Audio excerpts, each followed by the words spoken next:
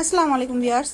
নতুন আরেকটি রেসিপি আপনাদের মাঝে শেয়ার করলাম। খুবই মজার, খুবই হেলদি একটা রেসিপি, বিফ শর্মা রেসিপি। বানানো একদমই সোজা, খুবই অল্প উপকরণ দিয়ে তৈরি করা যায়, আর খেতে তো অসম্ভব মজা। তো সর্বপ্রথম এটার সসটা তৈরি করে নিব আমরা, চলুন দেখে নেওয়া যাক। তো এই সস তৈরি করার জন্য আমি হেলদি একটা সস তৈরি করছি যেহেতু, সেজন্য আমি এখানে টক দই নিয়ে নিলাম 1/2 কাপ। আর এখানে দিয়ে দিচ্ছি 1 চা লেবুর রস, পুরো আমি চিপে নিয়ে নিচ্ছি। তারপরে দিচ্ছি এখানে 2 টেবিল চামচ অলিভ অয়েল। অলিভ অয়েল অবশ্যই আমাদের শরীরের জন্য গুড ফ্যাট। তারপরে দিচ্ছি একদম মিহি কুচি করা বড় সাইজের 2 কোয়া রসুন, দিচ্ছি স্বাদ মতো নুন, আর দিচ্ছি এখানে টমেটো কেচাপ 1 টেবিল চামচের মতো, আর দিব এখানে মাস্টার্ড সস। এই যে মাস্টার, এই সসটা দিচ্ছি। এই সস দুটো দেওয়ার অবশ্যই চেষ্টা করবেন, তাহলে টেস্ট অসম্ভব ভালো আসে। এই তো এখন দিচ্ছি কালো গোলমরিচের গুঁড়া 1/2 টিস্পুন, আর দিচ্ছি এখানে 1 টিস্পুন চিনি। আপনারা চিনিটা চাইলে স্কিপ করতে পারেন। তো এই সমস্ত মিশ্রণটাকে ভালোভাবে আমি হ্যান্ড উইস্কের মাধ্যমে এভাবে মিশিয়ে নিব। এটা এমনভাবে মিশাতে হবে যেন এটা কনসিস্টেন্সি একদম মেয়োনিজের মতো আসবে। মিশাতে মিশাতে দেখতে পাচ্ছেন এভাবে মিশিয়ে দেখতে একদম মেয়োনিজের মতো দেখা যাচ্ছে। আমি কাছ থেকে দেখাচ্ছি আপনাদের, দেখুন। এই সসটা অসম্ভব মজা, আর এভাবে তৈরি করে 3 থেকে 4 দিন নর্মাল ফ্রিজে রেখে আপনারা সংরক্ষণ করতে পারবেন। তো এই তো দেখুন আমার সসটা। এখন চলে যাচ্ছি গোশ প্রিপেয়ার করতে। এখানে আমি 5-6 টুকরো গরুর গোশত চর্বি সহ নিয়ে নিয়েছি।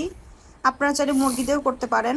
আমি এখানে দিয়ে দিচ্ছি 1 টেবিল চামচের মতো মরিচের গুঁড়া, সামান্য একটু হলুদের গুঁড়া, দিয়ে দিচ্ছি 1/2 টিস্পুন জিরার গুঁড়া, টক দই দিয়ে দিচ্ছি 1 টেবিল চামচ, আর দিয়ে দিচ্ছি স্বাদ মতো নিয়ে নুন। এখানে আমি 1 টেবিল স্পুন দিয়েছিলাম আদা রসুন পেস্ট, সাথে স্কিপ হয়ে গেছে, অবশ্যই আপনারা দিয়ে নেবেন। এখন এটাকে ভালোভাবে মিক্স করে নিচ্ছি। নিয়ে এতে পর্যাপ্ত পরিমাণ পানি দিয়ে আমি সেদ্ধ করার জন্য রেখে দেবো। আমি একদমই কিন্তু তেল দিইনি, আপনারা খেয়াল করেছেন, তেল ছাড়া আমি এটাকে সিদ্ধ করে নিব। এই তো যেহেতু গরুর গোশত সিদ্ধ হতে একটু টাইম লাগে, আমি এরকম পোড়া পোড়া করে দেখুন সিদ্ধ করে নিয়েছি। এই যে পোড়া পোড়া একটা স্মেলটাও সুন্দর আসছে। এখন এটা ঠান্ডা হলে আপনার পছন্দ মতো সাইজে কেটে নিব। পছন্দ মতো সাইজে কেটে নিতে হবে আপনাদের, যার যার মতো। আমি আমার মতো করে কেটে নিচ্ছি। এই শর্মাটা খেতে খুবই মজার হয়, অবশ্যই আপনারা এই রমজানে বাসায় ট্রাই করবেন, ইফতারির টেবিলে খুবই মজা হবে। এই তো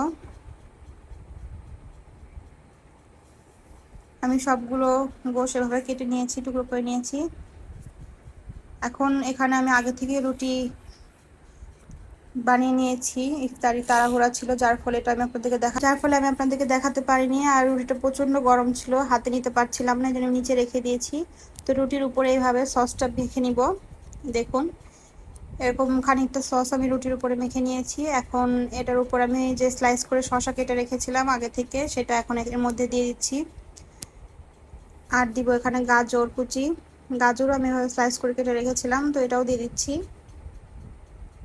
আর সবার শেষে অ্যাড করবো এখানে গোশ। আপনাদের পছন্দ মতো গোশ দিতে পারেন, এখানে বেশি বা কম। এই তো গোশটা দেওয়ার পরে এখন উপরে এইভাবে সেই সসটা দিয়ে দিলাম, তাহলে খেতে আরও অসম্ভব মজা হয়। তো আমার দেওয়া শেষ, দেখুন। এখন রুটিটাকে ফোল্ড করে নিব,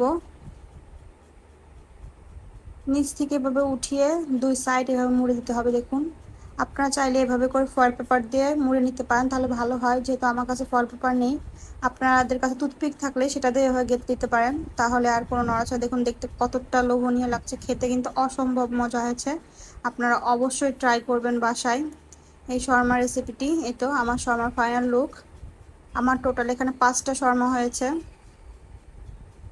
খেতে অসম্ভব মজা। আমার এই রেসিপিটা অবশ্যই বাসায় ট্রাই করবেন। এই রমজানে ইফতারির টেবিলে দিতে পারেন আপনারা, তাহলে অন্য কিছুর প্রয়োজন পড়ে না। তো আমার ভিডিওটা ভালো লাগলে অবশ্যই লাইক কমেন্ট করবেন, আমার চ্যানেলটিকে সাবস্ক্রাইব করে আমার ভিডিওর পাশেই থাকবেন। আল্লাহ হাফেজ।